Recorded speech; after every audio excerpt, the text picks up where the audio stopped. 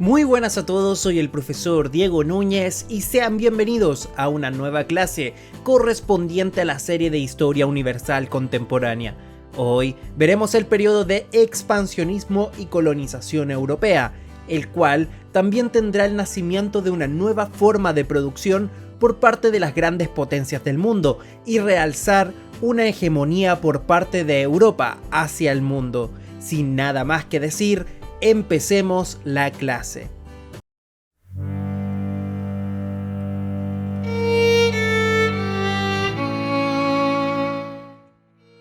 El imperialismo no es algo nuevo y ha sido una constante en la historia de la humanidad.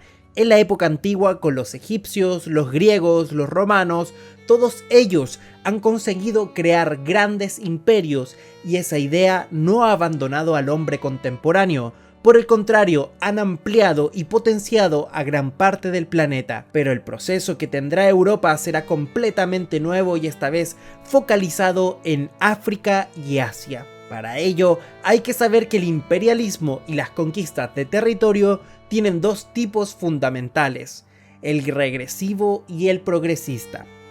El imperialismo regresivo es la conquista y explotación de recursos, mientras que el imperialismo progresista promueve la expansión de la civilización a las sociedades supuestamente atrasadas para elevar los estándares de vida y la cultura en los territorios conquistados, siempre bajo la tutela de los grandes imperios. El imperialismo en el siglo XIX, de parte de Europa, tiene como gran objetivo industrializar al mundo, conseguir materias primas y alzarse como la hegemonía mundial.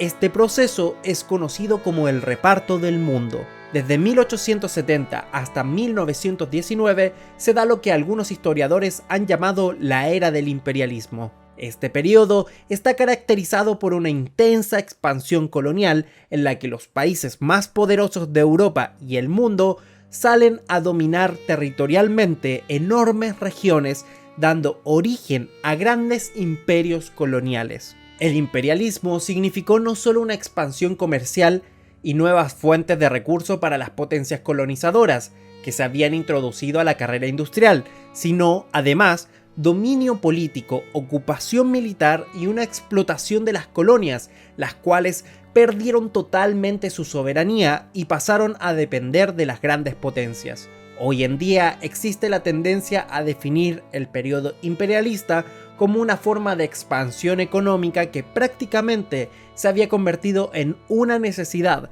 sobre todo en el último tercio del siglo XIX, un proceso de expansión al que se denominó imperialismo librecambista.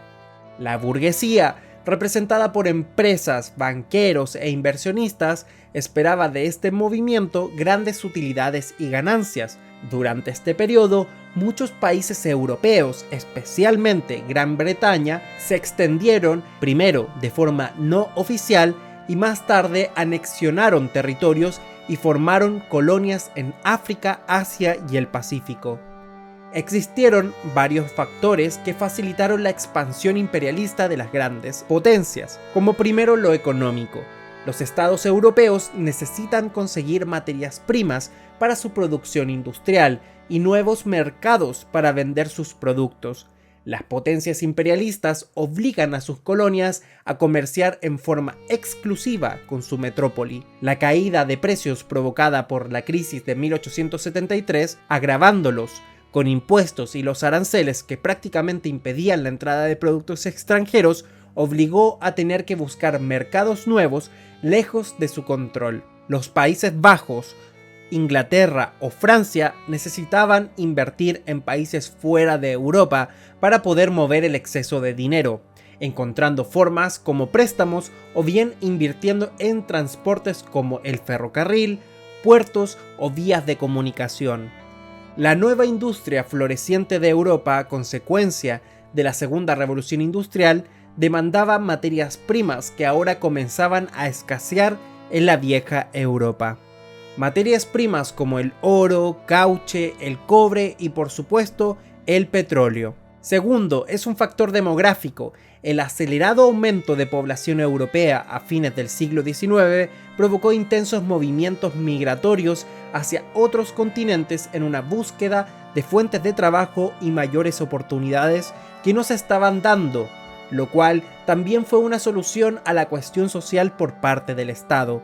Con una industria floreciente y con la expansión económica que, como hemos visto, respondían a distintos motivos, Europa sufrió una gran transformación, en especial a fines del siglo XIX y principios del XX. En pocas décadas, la población europea llegó a duplicarse, algo que en principio era una buena noticia, pronto se convirtió en un problema.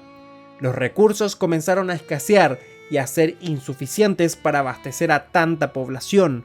La solución fue la migración, cambiar el lugar de residencia en búsqueda de una vida mejor, o al menos unas condiciones mejores. Tercero, un factor político, y es que el dominio de grandes territorios, de vías de circulación y de zonas consideradas estratégicas se transformó en un símbolo de hegemonía y poder de las potencias.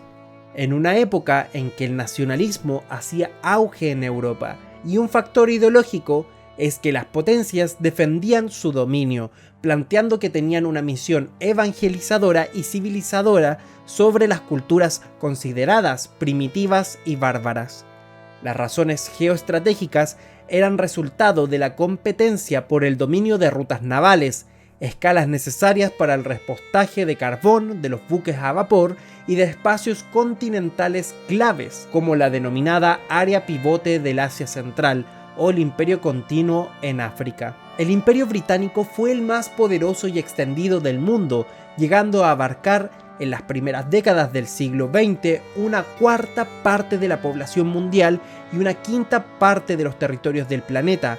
Francia, Alemania, Italia y Rusia se lanzaron también a la conquista de colonias, pero no solo las potencias europeas intervinieron en el imperialismo colonizador de fines del siglo XIX. Estados Unidos y Japón también se lanzaron en la búsqueda de nuevas conquistas. Sin embargo, ya para la década de 1880, la disputa de determinados territorios y la rivalidad entre las potencias que buscaban superar su poderío a sus contrincantes llevaron el afán colonizador hasta el conflicto bélico.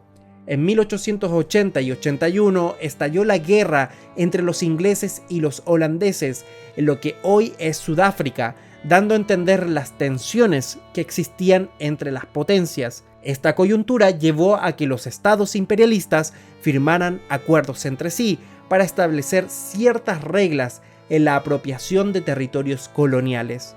La Conferencia de Berlín, en 1884, reunió a todos los líderes de las grandes potencias y se estableció el derecho a la ocupación del interior de un territorio por parte de la potencia que ocupara las costas, la libre navegación de los ríos africanos y la prohibición de comercio de esclavos.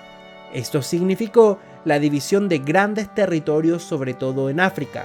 Por eso, algunos países tienen límites, como la de estas líneas rectas, porque así las dividieron. Pero también fue a finales del siglo XIX y principios del XX cuando Europa vivió uno de los pocos periodos de paz.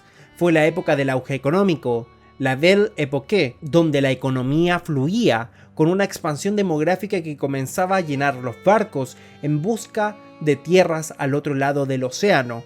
Provocó una expansión a todos los niveles de Europa, tanto a nivel económico, empresarial o colonial. No obstante, los conflictos continuaron latentes a través de los siguientes años, hasta aflorar nuevamente con toda su crudeza en las vísperas de la Primera Guerra Mundial. En los años siguientes de la era del imperialismo, el proceso de colonización se acentuó y se aceleró. En menos de una generación se produjo el llamado reparto de África, se dominó las poblaciones de Asia Central y Meridional, y se produjo la colonización de las tribus aborígenes de Oceanía. A pesar de los múltiples movimientos de resistencia de las comunidades locales, el poderío bélico y económico de las potencias logró sofocarlos. El imperialismo tuvo numerosas consecuencias, por un lado para los países capitalistas y colonizadores, pero sobre todo para los territorios colonizados. Poblaciones autóctonas, desconocedoras de las enfermedades europeas, pronto contrajeron enfermedades como la viruela o gripe, totalmente desconocidas en el continente americano y africano y asiático, y que provocaron una drástica reducción de la población indígena, poco o nada resistente a ellas. Con motivo de la reducción de la población autóctona, los países colonizadores introdujeron población indígena procedente de otras colonias, como ocurrió con las colonias africanas, llevando esclavos y población procedente del continente africano al americano. Con la explotación de los nuevos territorios y el establecimiento de ciudades, comercios y empresas, hizo necesario la inversión en infraestructura. La materia prima fundamental para el buen funcionamiento de la industria hacía necesario el establecimiento de líneas de ferrocarriles, puertos, vías, puentes, etc. Ahora eran las colonias las que se encargaban de alimentar a las metrópolis, que como hemos visto, sufrían el desabastecimiento tanto de productos agrícolas como de materias primas, tan necesarias para los productos manufacturados que después se vendían a las colonias. La sociedad también se transformó. La nueva industria y la expansión económica gracias a las colonias provocan la aparición de una nueva clase social en la metrópolis, la burguesía. La burguesía estaba formada principalmente por altos cargos funcionales, comerciantes, antiguos dirigentes, miembros destacados del ejército, etc., etc. En las colonias, la nueva clase burguesa siempre tenía que ver con la administración de las colonias, como altos funcionarios, militares, comerciantes o empresarios que estaban haciendo grandes negocios con la explotación colonial. Nuevas mansiones afloran por las nuevas colonias y la burguesía comienza a ser la nueva clase social dirigente. Las consecuencias políticas no se sufrieron de la misma manera en todos los territorios. Estas vinieron en función de la relación que la metrópolis mantenía con sus territorios colonizados y el grado de dependencia de los que estos podrían disfrutar. En muchos casos esta dependencia vino marcada por conflictos de distinta índole, siendo lo más habitual la poca consideración que la metrópolis tenía tanto a las tradiciones ancestrales como antiguos rituales autóctonos.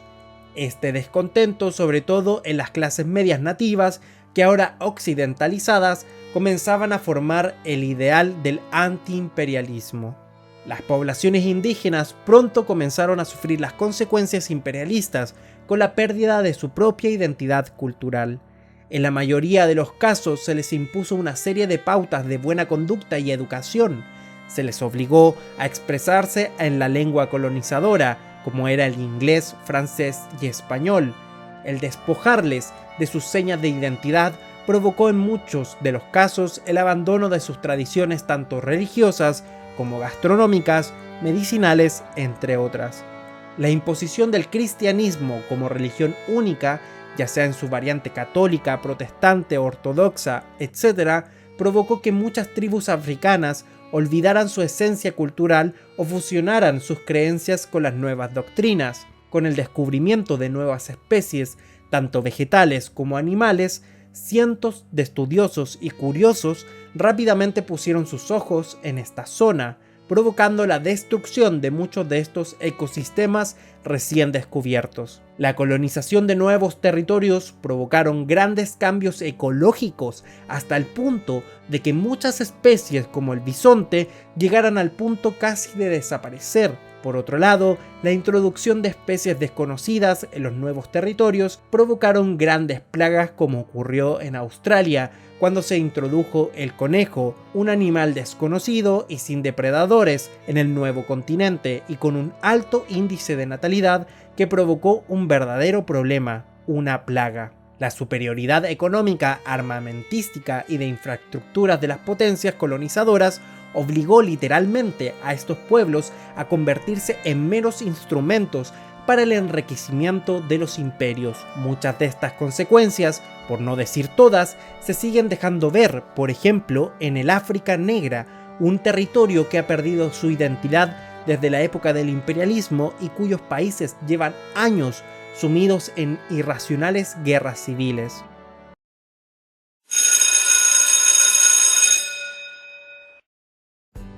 Bien, eso ha sido todo por hoy con lo que respecta al imperialismo europeo del siglo XIX. Les dejaré dos preguntas que corresponden a este video y espero puedan compartir las respuestas en los comentarios o con sus compañeros. Bien, la primera es: ¿cuáles son los pros y contras que vivieron Asia y África a la hora de ser colonizados por las grandes potencias industriales? Y segundo, ¿qué importancia tiene la Conferencia de Berlín en África y Asia? Bien, espero que les haya sido de utilidad la clase y espero verlo en la siguiente, la cual se titulará La Belle Époque del siglo XIX. Eso ha sido todo por hoy, espero que les sirva mucho y les vaya muy bien. Soy el profesor Diego Núñez y pueden salir a recreo.